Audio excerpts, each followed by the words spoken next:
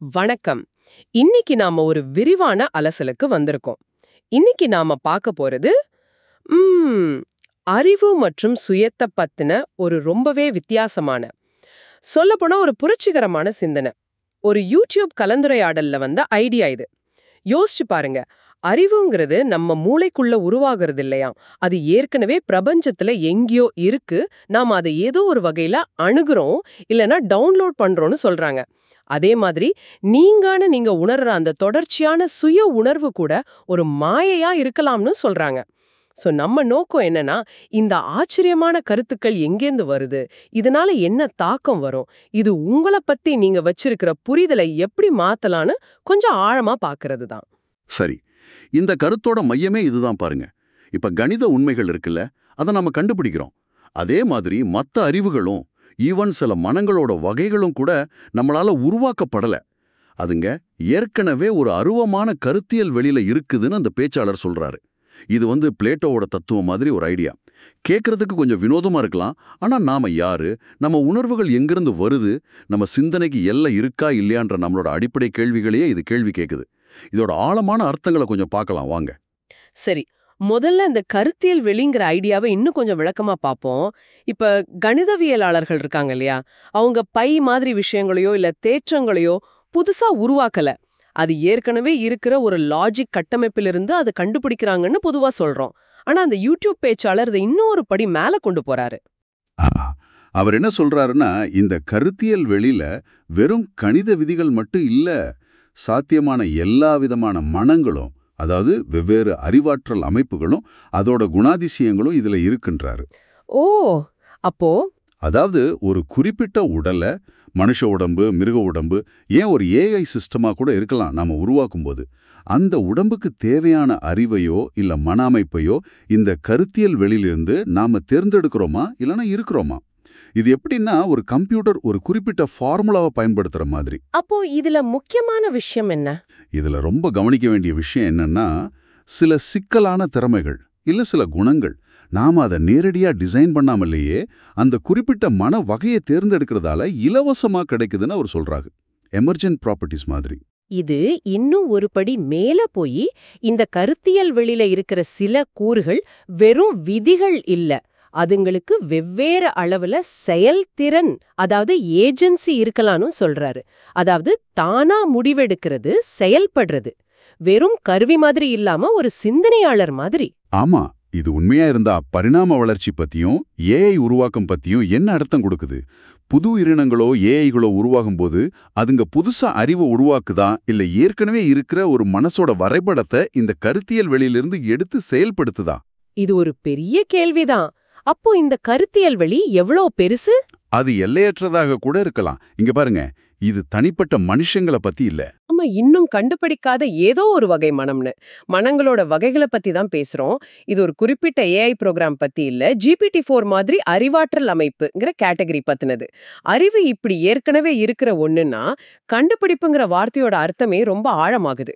சரி, அறிவை வெளியிலிருந்து நாம பெறுகிறோம்னா அந்த அறிவை பெறுகிற நாம யாரு? இதுதான் அடுத்த சிக்கலான கேள்விக்கு நம்மளை கூட்டிட்டு போகுது. சுயத்தோட தன்மை, அதாவது நேச்சர் ஆஃப் செல்ஃப். நாம எல்லாரும் காலையில எந்திரிச்சு ராத்திரி தூங்குற வரைக்கும் நான் ஒரு தொடர்ச்சியான உணர்வோட இருக்கும். ஆனா இந்த யூடியூப் பேச்சாளர் கேட்கிறாரு, காலையில 11 மணிக்கு இருக்கிற நீங்களும் 11.01க்கு இருக்கிற நீங்களும் 100க்கு 100 அதே ஆளா? அணுக்கள் மாறுது, எண்ணங்கள் மாறுது. ஆமா, இந்த நிலையற்ற தன்மையை புரிஞ்சுக்க அவர் சுய துண்டுகள் அப்படின்னு ஒரு வார்த்தையை சொல்றாரு. செல்ஃப்லெட்ஸ். செல்ஃப்லெட்ஸ். சுய துண்டுகளா அப்படின்னா? இந்த சுய துண்டுகள்ன்றது அனுபவத்தோட ரொம்ப ரொம்ப மெல்லிய துண்டுகள் மாதிரி. இப்ப ரிலேட்டிவிட்டியில காலம் வெளி எப்படி பிரிக்க முடியாதோ அது மாதிரி அனுபவத்தையும் இப்படி ரொம்ப சின்ன சின்ன கணங்களா பிரிக்கலாம்னு சொல்றாரு. ஒவ்வொரு கணமும் ஒரு தனி சுயம். ஆனா நாம அப்படி உணர்றது இல்லையே. நாம ஒரு தொடர்ச்சியான கதை மாதிரி தானே உணர்றோம். கரெக்ட். நீங்க எப்படி உங்க தொடர்ச்சியை உணர்றீங்க? நேத்து இருந்த நீங்களும் இன்னைக்கு இருக்கிற நீங்களும் ஒண்ணுதான்னு உங்க மனசுல என்ன ஆதாரம் இருக்கு? ஒரு நிமிஷம் யோசிச்சு பாருங்க. இங்கதான் அந்த பேச்சாளர் ஒரு முக்கியமான வேறுபாட்டை சொல்றாரு. நாம அதே நபர்னு சொல்லும்போது அது நம்ம உடம்போட பிசிக்கல் மேட்டர் பத்தினது இல்லையா. செல்கள் சாகுது, புதுசு உருவாகுது, அப்போ எது மாறாம இருக்கு? அவர் சொல்றது இந்த அதே நபருங்கிற கான்செப்ட் பெரும்பாலும் ஒரு பார்வையாளரோட கண்ணோட்டத்தை பொறுத்தது. அதாவது மத்தவங்க உங்களை எப்படி பார்க்கறாங்க. ஓ, மத்தவங்க பார்வை இல்லையா? ஆமா, சரியா சொன்னீங்க. மத்தவங்க உங்களை அடையாளம் காண்ற விதம், அதாவது உங்களோட கணிக்கக்கூடிய நடத்தை, உங்க பேரு, உங்க உறவுகள், நீங்க சொல்ற கதைகள், உங்க கொள்கைகள், இதுங்க எல்லாம் தான் அந்த தொடர்ச்சிக்கான ஆதாரமா அமையுது. ஆனா இது கூட காலப்போக்குல மாறுது இல்லையா? குழந்தையோட நம்பிக்கையும் ஆசையும் வளர்ந்த பிறகு அப்படியேவா இருக்கு? சில சமயம் ஒரு விபத்தாலேயோ இல்ல மனமாற்றத்தாலேயோ ஒருத்தரோட ஆளுமையே தலைகீழா மாறிடலாம். அப்போ அவங்க அதே நபரா? யோசிக்க வேண்டிய விஷயம்தான். உங்களையே கேட்டுக்கோங்க. உங்களோட அடிப்படை நம்பிக்கைகள், உலகத்தை பார்க்கிற விதம், முக்கியமான உறவுகள், இது எல்லாமே தலைகீழா மாறினா நீங்க இன்னும் அதே நபர்னு உணர்வீங்களா? ஒருவேளை அந்த பிசிக்கல் தொடர்ச்சியை விட இந்த மனரீதியான, சமூக ரீதியான தொடர்ச்சி தான் சுயம்னு நாம உணர்றதுக்கு அடிப்படையா இருக்கலாம். இது நேரடியா நினைவகன் பத்தின நம்ம புரிதலையும் பாதிக்குது. சுயமே நிலையற்றதுன்னா நினைவுகள் எப்படி வேலை செய்யுது? ஆமா, பேச்சாளர் என்ன சொல்றாருன்னா, நாம கடந்த கால அனுபவங்களை ஒரு வீடியோ ரெக்கார்டிங் மாதிரி அப்படியே நேரடியா பார்க்கறதில்ல, மாறா மூளையிலயோ இல்ல உடம்புல வேற எங்கேயோ பதிஞ்சிருக்கிற நினைவு தடயங்கள், மெமரி ட்ரேசஸ மட்டும்தான் நாம அணுகுறோம். இது வெறும் தடயங்கள் தான், முழுமையான ரெக்கார்ட்ஸே இல்ல. அப்போ அந்த தடயங்களை வச்சு என்ன பண்றோம்?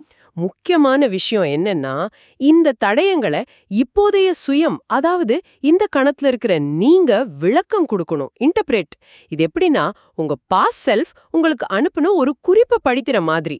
ஆனா நீங்க மாறிட்டதால அந்த குறிப்போட அர்த்தமும் மாறிடலாம். ஓஹோ. கம்பளி பூச்சி, வண்ணத்து பூச்சி உதாரணம் இது நல்லா சொல்லுது. கம்பளி பூச்சியா இருந்தப்போ பதிவான சில ஆபத்து சிக்னல்கள். உதாரணமா, ஒரு குறிப்பிட்ட கெமிக்கல் வாசனை அது வண்ணத்து பூச்சிக்கிட்டையும் தொடரலாம். ஆனா வண்ணத்து பூச்சியோட உடம்பு, தேவைகள், சூழல் எல்லாம் வேற இல்லையா? அதனால அந்த பழைய நினைவோட அர்த்தமும் பயன்பாடும் மொத்தமா மாறிடும். கம்பளி பூச்சிக்கு சாப்பிடக்கூடாத இலைன்னு அர்த்தம் கொடுத்த அந்த நினைவு வண்ணத்து பூச்சிக்கு முட்டை போடக்கூடாத இடம்னு அர்த்தம் கொடுக்கலாம்.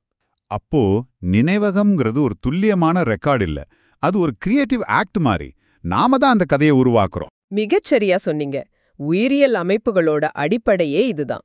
கம்ப்யூட்டர் மாதிரி தகவலோட துல்லியத்தை விட தகவலோட முக்கியத்துவத்துக்கு தான் இங்க முன்னுரிமை. அதாவது உயிர் வாழறதுக்கு எது தேவையோ அந்த தகவலை இப்போதைய சூழலுக்கு ஏத்த மாதிரி பயன்படுத்துறது தான் முக்கியம். அதனால சுயம்ங்கிறது ஒரு நிலையான பொருள் கிடையாது. அது ஒரு தொடர்ச்சியான கதை சொல்லல், நரேட்டிவ் கன்ஸ்ட்ரக்ஷன் ப்ராசஸ்.